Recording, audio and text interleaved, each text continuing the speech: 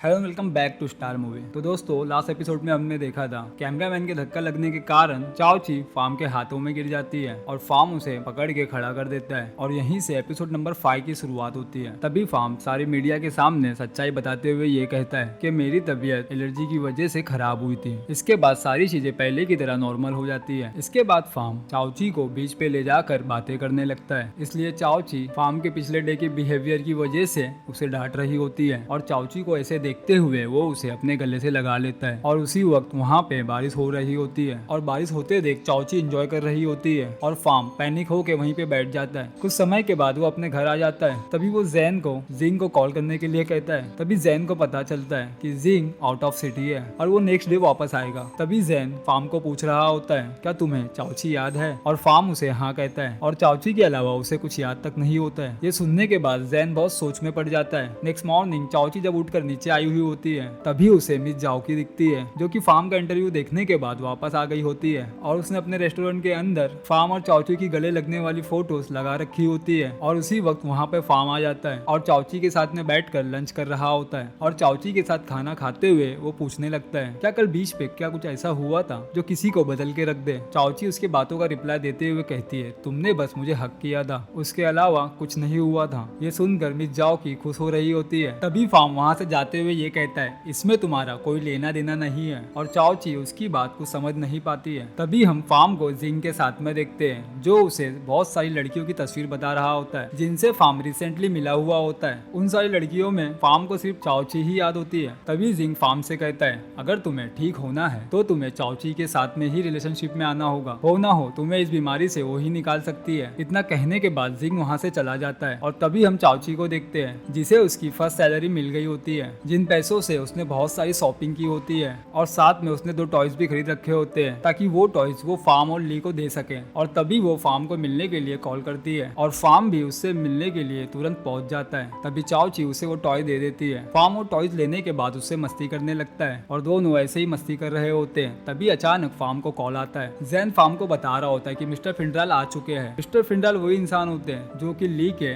Exhibition में आने वाले होते हैं। मिस्टर फिंड्राल बहुत बड़े आर्टिस्ट होते हैं और उन्हीं की वजह से ये एग्जीबिशन चलने वाला होता है। जैन फार्म को ये भी बताता है कि तुम्हारी मम्मी मिस्टर फिंड्राल से मिलने आई हुई है और तुम्हारी मम्मी ने मिस्टर फिंड्राल से ये भी कह दिया है कि तुम ली को एग्जीबिशन के लिए फोर्स क्यों कर रहे हो, और तुम्हारी मम्मी ने उन्हें पैसे भी दे दिए ताकि वो एग्जीबिशन कैंसिल कर सके। ये सुनने के बाद फार्म और चाओ ची बहुत उदास हो जाते हैं और डायरेक्ट फार्म वहाँ से ली से मिलने पहुंच जाता है और फार्म ली को सारी सच्चाई बताते हुए ये पूछने लगता है क्या सच में तुम्हें एग्जीबिशन में पार्टिसिपेट करना है या नहीं। ये बात सुनने के बाद फार्म ली को बताने लगता है इस बारे में मैंने जब मम्मी से बात की थी उस वक्त मैं एग्जीबिशन बिल्कुल भी नहीं करना चाहता था और जब आपने मेरे लिए इतनी कोशिश की है तो मैं इसमें पार्टिसिपेट करना चाहता हूँ। ये सुनने के बाद फार्म बहुत खुश हो जाता है और तभी वो ली को 3 दिन के अंदर बेहतरीन पेंटिंग बनाने के लिए बोलकर चला जाता है। उसके बाद फार्म डायरेक्ट जू से मिलता है और फार्म को जू इसलिए याद होती है क्योंकि जैन ने जू के बारे में फार्म को पहले ही बता दिया होता है और इस बार जू उसकी कोई हेल्प नहीं कर पाती है और तभी फार्म वहाँ से मायूस होकर चला जाता है। फार्म के जाते ही हमें पता चलता है फार्म की हमेशा की बीमारी के बारे में जू को पहले से पता होता है और फार्म अपने ऑफिस आ जाता है और वहीं पे चाओ ची उसका इंतजार कर रही होती है। तभी चाओ ची उसे कहती है तुम्हें एक बार मिस्टर फिंड्राल से मिलना होगा। तभी फार्म चाओ ची को बताते हुए ये कहता है मिस्टर फिंड्राल को समझाना बहुत ही मुश्किल है। तभी चाओ ची फार्म से कहती है तुम मुझ पे भरोसा कर सकते हो। फार्म चाओ ची पे भरोसा करते हुए शाम के वक्त फिंड्राल से मिलवाने के लिए उसे ले जाता है और दोनों नॉर्मल होकर मिस्टर फिंड्राल से बातें कर रहे होते हैं। तभी मिस्टर फिंड्राल दोनों से कह रहे होते हैं मेरी तो कल की रिटर्न टिकट है और कल मैं रिटर्न चला जाऊंगा। मिस्टर फिंड्राल की ये बात सुनकर दोनों मायूस हो जाते हैं और चाओ ची उनसे बातें करते करते उन्हें मना लेती है और उन्हें थैंक यू कहते हुए उन्हें उनकी कार तक ड्रॉप करते हैं। तभी चाओ ची फार्म से कुछ कह रही होती है लेकिन फार्म को कुछ होश नहीं होता है क्योंकि फार्म ने बहुत अल्कोहल ड्रिंक किया हुआ होता है। चाओ ची उसे संभालते हुए उसके घर तक पहुंचा देती है। चाओ ची उसे सुलाकर जा रही होती है। तभी फार्म उसका हाथ पकड़ लेता है और अपनी मॉम को याद कर कर